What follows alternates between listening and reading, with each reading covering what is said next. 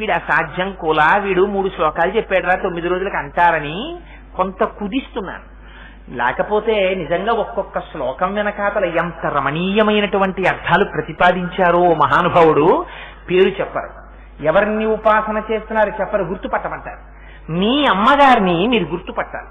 రే ఈడెవరు అని మీరు, ఈశ్వరే కదూ అని మా అబ్బాయి అడిగాడు అనుకోండి, ఈశ్వర్రా మీ అమ్మ అని ఎవరైనా చెప్పారనుకోండి, అదేదో తేడా వచ్చేసినట్టు. అదేమిటి, నా భార్య నా కొడుకు దగ్గరికి వెడితే నా కొడుకు దగ్గరికి వేరొకరు వచ్చి ఈశ్వర్రా మీ అమ్మ అని చెబితే అమ్మ వచ్చావా అని మా అబ్బాయి అంటే దోషం ఎక్కడున్నట్టు? అమ్మలో లేదు, కొడుకులో ఉంది. ఒకరు చెప్తే గుర్తుపట్టడమా అమ్మని? అమ్మ పేరు చెప్పక్కర్లేదురా, అమ్మ అనేటప్పటికే అమ్మ ఏమిటో నీకు గుర్తుకు రావాలి. అందుకని ఆ శ్లోకం చూడండి ఎలా పెడుతుందో.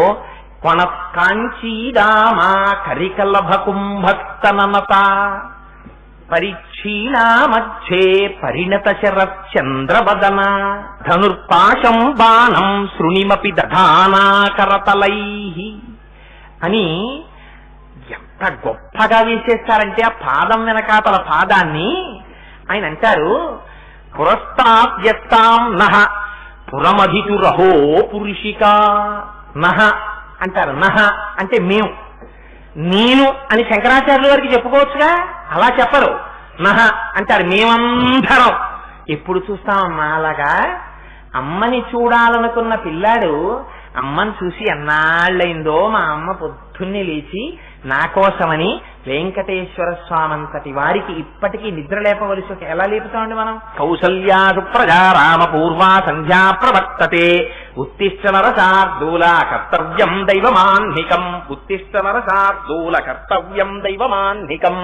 ఆయన లేవలేదనుకోండి, అప్పుడు ఒక ప్రయోగం చేస్తారు. ఏమని? యోషా గణేన వరదగ్ని విమధ్యమాని ఘోషాలయేషు దిమంధన తీవ్ర ఘోషా రోషాత్ కలిం విదధతే కకుభశ్చ కుంభా శేషాద్రిశేఖర విభో తవ సుప్రభాతం అంటారు. స్వామినికి జ్ఞాపకం ఉందా? అదిగో పెద్ద పెద్ద కలవల్లో పెరుగు చిలకడం కోసమని అందులో కవ్వం దింపారు, వాటికి తాళ్లు కట్టారు. ఆ పెద్ద కవ్వం గట్టి పెరుగులోకి దిగిందేమో తిరగట్లేదు, అతి కష్టం మీద చిలుకుతున్నారు. ఆ చిలుకుతున్నప్పుడు చేతులకున్నటువంటి గాజులు గల్లు గల్లుమని మోగుతున్నాయి. అందులో నీ గురించి పాట పాడుతున్నారు. గాజులకున్నటువంటి గల్లు ధ్వని, నోటి వెంట వచ్చేటటువంటి నీ పాట ధ్వని, పెరుగులో కవ్వం కదలడం వల్ల వచ్చేటటువంటి కమ్మని వాసన, వారి గోపికలు తలలలో పెట్టుకున్నటువంటి పూల యొక్క వాసన అన్నీ కలిసి వాతావరణాన్ని గుబాళించేస్తున్నాయి. కవ్వానికి కుండకి ఏమైనా దెబ్బలా తెచ్చిందా అన్నట్టుగా చర్ర చస్సమంటుంది కవ్వం. ఆ చప్పుడు వినపడుతోందా? నిద్రలే. ఎక్కడ వెంకటేశ్వరుడు, ఎక్కడ కృష్ణావతారం?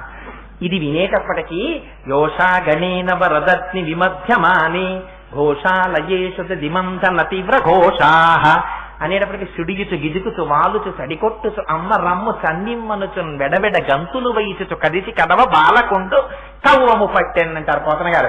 ఆనాడు అమ్మ దగ్గరికి పరిగెత్తుకొచ్చి కవ్వం పట్టుకుని అమ్మ అమ్మ అమ్మ ఆకలేసేస్తోందమ్మా నాకు పాలియమ్మ పాలియమ్మ అన్నది గుర్తొచ్చి ఆ యశోద వకుళమాతగా వంటశాల ఎదురుగుండా కూర్చుంది.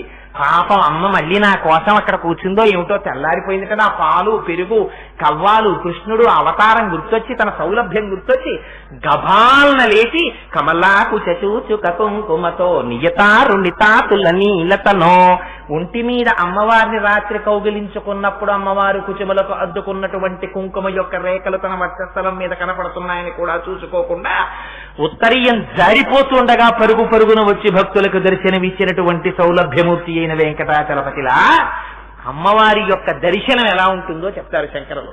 క్వణత్కాంచీదామా కరికల్లభ కుంభక్తనత. క్వణత్కాంచీదామా ఆ మాట చూడండి ఎంత గొప్ప మాట. అసలు అక్కడ వేసేయడంలో అందం చూడండి. కాంచీ అన్నారు. కాంచీ నాభిస్థానం భారతదేశానికి అంతటికీ కూడా. నాభి అమ్మకి మనకి ఉండేటటువంటి సంబంధాన్ని చెప్తుంది. మనం అమ్మ కడుపులో ఉన్నంతసేపు మన పోషణ నాభిగొట్టంలోంచే జరుగుతుంది. బయటికి వచ్చిన తరువాత నాభి కోసేస్తారు, బొడ్డు కోసేస్తారు. బొడ్డైతే కోసేస్తారు, కానీ అమ్మకి మనకి ఉండేటటువంటి సంబంధాన్ని, హృదయంలో ఉన్న బంధం ఎక్కడికి పోతుంది? ఆ హృదయ బంధం ఎప్పుడూ ఉండిపోతుంది అమ్మకి కొడుక్కి. కానీ ఇక్కడ శంకరులు అంటారు కొనకాంచీదామ. అమ్మా పేరేమైనా చెప్పారా? అమ్మకి పేరు చెప్పడం ఏంటంటే అమ్మని అమ్మగా గుర్తుపట్టేయాలి మీరంతే. ఇది శంకరాచార్యుల వారి యొక్క ప్రతిపాదన. అందుకని పేరేం చెప్పరు. ఈ శ్లోకమంతా విని మీరు చెప్పాలి ఆవిడెవరో పేరు. ఇది సౌందర్యలహరి అంటే. ఎందుకని ఇక్కడ ముద్ర పడిపో ఉంటుంది అమ్మ. ఇలా ఎక్కడో వారెవరో ఇలా పెట్టుకుంటుంటే ఏంటంటే మా అమ్మగారి ఫోటోలో ఉందండి అనగలగాలి నువ్వు అంతే. శ్లోకం చెప్తారు, పేరు చెప్పరు. మీరు చెప్పాలి పేరేమిటో. అన్ని అమ్మ పేర్లే, కానీ ఇలా అమ్మెవరో సౌందర్యలహరిలో చెప్తున్న నాయకి ఆవిడెవరో మీరు గుర్తుపట్టాలి, ఆయన చెప్పరు పేరు. అలా మా కళ్ళ ముందు కనపడు అంటారంతే. అంటే లోపల ఎంత ఉపాసన చేశారో చూడండి. అలా అమ్మ కనపడాలి అని అమ్మని వర్ణించేస్తున్నారు. ఈ స్థితి నువ్వు పొందాలి. నువ్వు కూడా అలా అమ్మని ఉపాసన చేయగల. కళ్ళు మూసుకుంటే నీకు కనపడాలి. ఎలా? కొనకాంచీదామా. అమ్మ నడుం చుట్టూ మేఖలా పెట్టుకుంటుంది. మేఖల పెట్టుకుంది అంటే మళ్ళీ ఒక చిన్న పొరపాటు జరుగుతుంది అక్కడ. ఎందుకంటే మేఖల అయితే దానికి గంటలు ఉండవు. చిరుగంటలు లేకపోతే మేఖల అనాలి. చిరుగంటలు ఉన్న మొలనూలైతే దాన్ని మొలనూలు అంటారు. అమ్మ మొలనూలు పెట్టుకుంటుంది అంటే వడ్డాణం లాంటిది అనుకోండి. దానికి చిరుగంటలు ఉంటాయి. ఆ గంటలు ఉండడంలో గొప్పతనం ఏమిటో తెలుసా అండి? చిన్ని గంటలు ఉంటాయి. అమ్మవారి నడుము చాలా సన్నగా ఉంటుంది. సరే అలా ఎందుకు చెప్తారు? అది ఎలాగో వచ్చేస్తుంది. పరీక్షీణా మధ్యే అక్కడ చెప్తారు. కొనకాంచీదామ. ఆ చిరుగంటలతో కూడుకున్నటువంటి మొలనూలు కలిగినటువంటి అమ్మట అమ్మ అని పిల్లాడు వస్తున్నాడు అనుకోండి. అమ్మ ఏం చేస్తుంది? అమ్మో వీడొచ్చాడండి, అమ్మయ్యా వీడొచ్చాడు అని పిల్లాడిని చూడగానే సంతోషంగా లేస్తుంది. లేవగానే మీరు కొనకాంచీదామ అనగానే మీకు ఏం వినపడాలి చెవులో? అమ్మ లేవగానే, లేకపోతే అమ్మ ఓయ్ శంకరా వచ్చావా అని కొనకాంచీదామ అని తలుచుకోగానే అమ్మిలా కదిలిందా? అమ్మవారికి ఉన్నటువంటి మొల నూలు కదులుతుంది.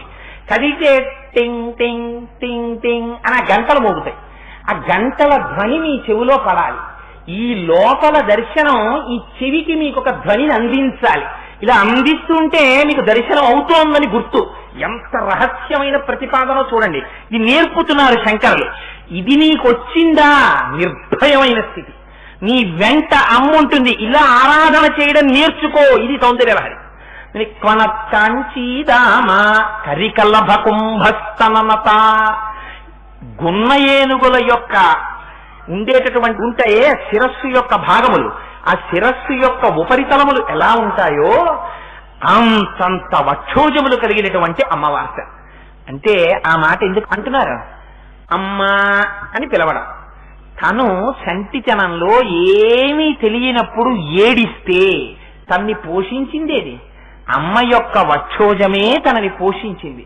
అందుకని ప్రతి కవి కూడా అమ్మవారి యొక్క వక్షోజములను స్తోత్రం చేస్తాడు. స్తోత్రం చెయ్యడంలో దౌర్భాగ్య బుద్ధి కాదు, అది అమ్మని చూడడం. అమ్మా ఆ పాలనించేనమ్మా నేను పెరిగాను అని కృతజ్ఞతాపూర్వకంగా మాతృత్వానికి నమస్కారం చేయడం.